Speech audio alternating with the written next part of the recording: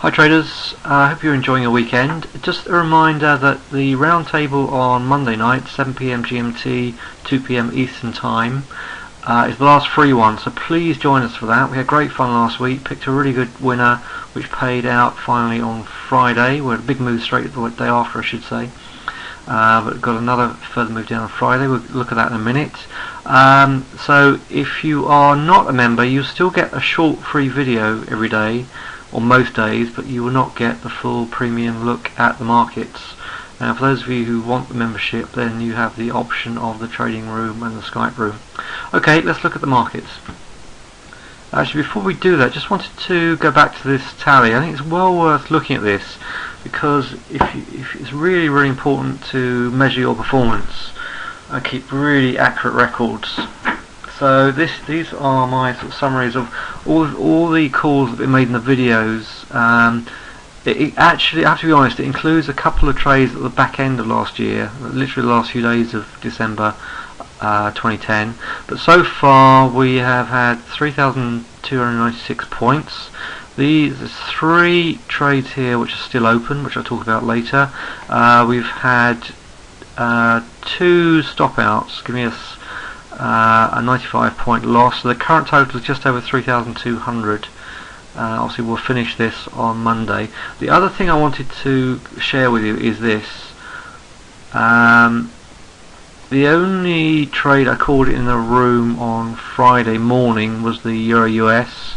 It was pretty slow as we waited for the data to come out, and we had a small stop out on a 60-minute trade for minus 28 points. On Wednesday, earlier in the week, we took a great trade by getting set up in the pound before the data came out. This looked as if it was clearly a setup before the data came out. Unfortunately, it hesitated and reversed on us. But later in the afternoon, of course, we had the massive drop, which was all in the Thursday night video, if you watched that. Okay, let's get on. Before I start, one point to make out: all of these charts I'm going to talk to you about have been assessed on charts with moving averages. So please always go back and check your charts with moving averages before you assess whether you think you want to trade these charts. But this is not recommendations, this is only educational purposes only. So I've had this line up here on the S&P 500 futures, the ES, and we had obviously the shock of the Cairo situation getting traders to run for cover, and a very big bar that's engulfed the previous week. So we've been constantly looking at this oversold on the weekly and of course the daily, so we now effectively have a double top drop. If you wanted to get position on this, a pullback to 1283 would give you a pullback to the ATMAs. It closed below the 20 here. So I just switched to the moving average charts just to go through this with you. Now look, we've got gap to the 8 still. 1257 would give us the touch of the ATMA. It just shows you how extended these charts are. So 1257 would bring you on the daily chart up to about here. So the risk-reward ratio at the moment is about 1.5 to 1 on a move down to the 8. So it's not great, but of course if we get a move right down to the 50 MA at 1250, which is a nice round number, that's different. That's probably about eyeballing it about 2 to 1. So your call. Dollar, talked about the rounding pattern of the daily, and here this is a touch just under the 8 EMA, and we have something of a reversal bar here in the weekly. So 2 weeks of selling plus a very hesitant flat, effectively a flat week on the weekly chart, and it looks as if we've had low RSI right down the bottom here. So if we start to break up through this 8 EMA, then expect to move back to 79.60. With the money running for safe havens after the shock of Friday, that is a likely situation. We have got a lot of resistance in the daily up here now. So 79 is obviously a nice round number. I'll have the 50 EMA is gradually moving down to meet that. But if we get back up through 79, we get up to 79.60 pretty quickly, which means for a lot of the commodities and the dollar pairs, they are going to come under pressure. This is the wheat. You can see the possible reversal and the unsettling situation at the moment. The global geopolitical situation has created nice moves in the wheat. So with this big reversal bar up here in the RSI, I put my stop right under 845, got stopped out after I took this break of this hammer up here. So that's the move I've got in the wheat on a swing trade. Here's a shooting star, so again looking for further, as the dollar strengthens, looking for further moves to downside down to 783 on the wheat. One way you could trade this, if you wanted to trade the wheat, is to take a break of that shooting star and put your stop up there at 864, entry is 825, and see if you can get down to 717. But of course 781 is the target in the daily, but if you're holding out for the longer term, then you may be able to get down to 717. But it's a very clean shooting star on the weekly wheat. Terrific chart on the oil. Look at the weekly. We're right back to where we started on the reversal bar under the 50 EMA on the Friday before last. So we got down here was the right at these lows was the 200 EMA in the daily. So 85, just above 85, we got the bounce and went right back to 89.34.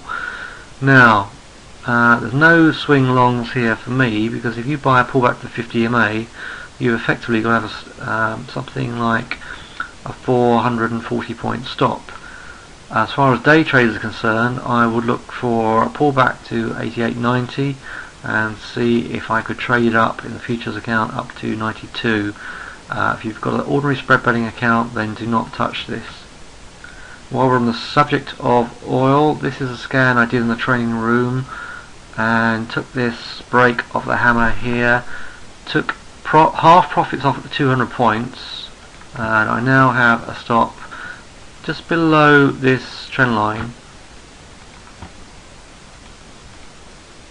That's where I took profits, 22.66, which happens to be just on the, or just slightly around the 200 point target of my position size, and it's a shooting star but it closed above 22.66, so still very interested in this one. With it's an oil stock, and oil is breaking back up through the 50. CAD Swissy, this was the one we called in the Traders Roundtable last Monday. We had this bar here which was broke below all this price action here. So we took a vote in the room, voted to go short on the pullback at 95.85, and we are currently 180 points up. Obviously we've got a lot of support down here at 93.41, but if you lock in profits or take half profits here, this could break down. This is a reversal bar under a 50 EMA. We could not get through the 50 EMA with a lower high up here as well.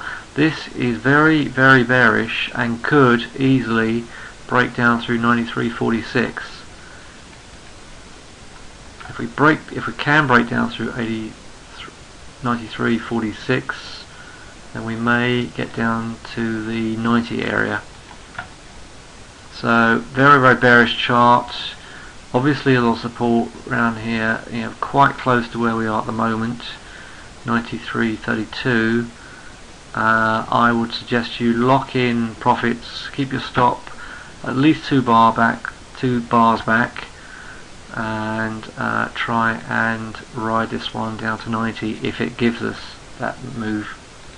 Whenever we see sharp down moves in the indices, always look for stocks with relative strength. So in a big down day, this oil stock closed up and above a major level. This is HK, and there's the 50 EMA. There's the weekly chart, just closed above the 50 EMA in a hammer-like bar. So what I would like to see is, if you look at the moving averages on this one, I'd just like to see a slightly higher close at 1910 really. The fact it's closed above the last few days trades, last 3 or 4 days trades, then I am very interested. I am going to take a break of 1910. Now you need to work out how you're going to trade it, don't just follow me. And I am looking to see if we can get up to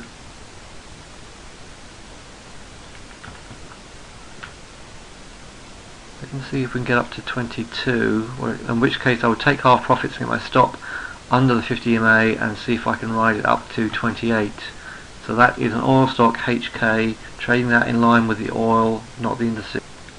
This is my New Zealand US dollar trade. Took the trade on the break of this hammer off the 50 EMA, right at trendline resistance, but we did close above Thursday's bar.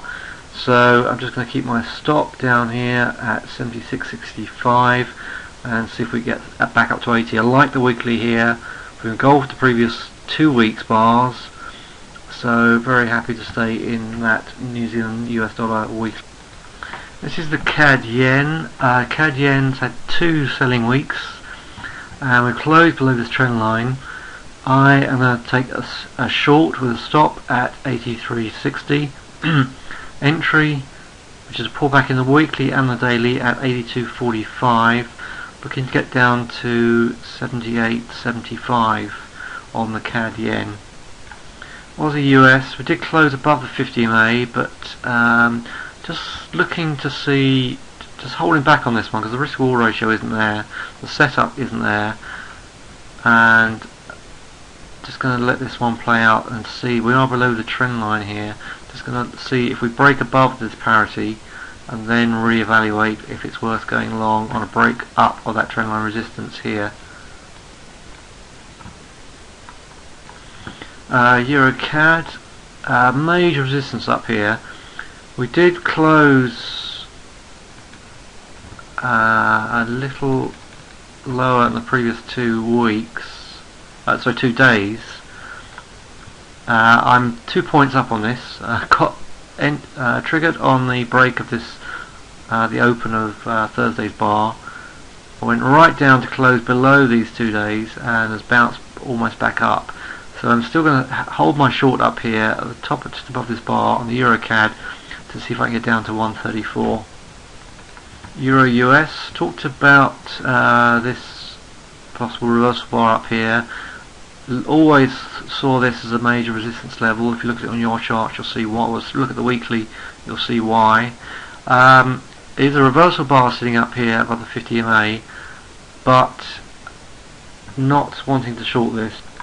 Not wanting to short it here, because if you look at all the moving averages, we're just sitting above the 200 MA on the weekly, with all the 8 and the 20 coming through. So look, we had 2 big weeks of buying, and this looks like just a pause. And all we've done is we've closed above the 80 MA here. Well, you can see we're interesting level on the fibs. So we went right at the top of the fibs play zone, hence the reason why I saw that as a short. But all we've done, we've engulfed a good few days trading there, but we've held the 8. So I'm just not going to look at that one and stay in the Euro CAD.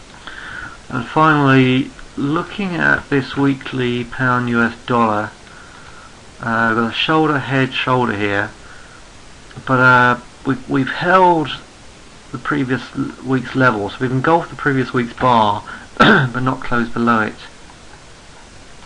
Pardon my coughing. And we still have the 20 and the 50 EMA below here. So dollar is showing much more weakness against the pound, but in the euro and the pound pairs. The euro is definitely the weaker of the two.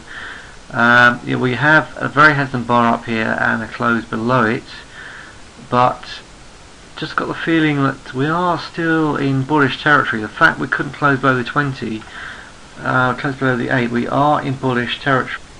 On the weekly, all we've done is we've tested the 8-day moving averages just down here. So after all this buying, all we've done is retested the 8 EMA, which is not unusual in a potential big bullish move. So if we now break up through 160, then we could really break out of this wedge and get a nice move to the upside. So I'm just sitting tight on this pound. It's moving in between 50 ME down here and the resistance up here. So I will day trade it in the 60-minute charts in line with the daily and weekly anchor charts, but I am not going to get positioned. Right, hope that helps. Just another final reminder of the Traders Roundtable tomorrow or Monday night at 7 PM GMT, 2 PM Eastern Time. Email me for details if you would like to join us for the last free one. Enjoy the rest of your weekend and happy trading, and look forward to seeing you soon.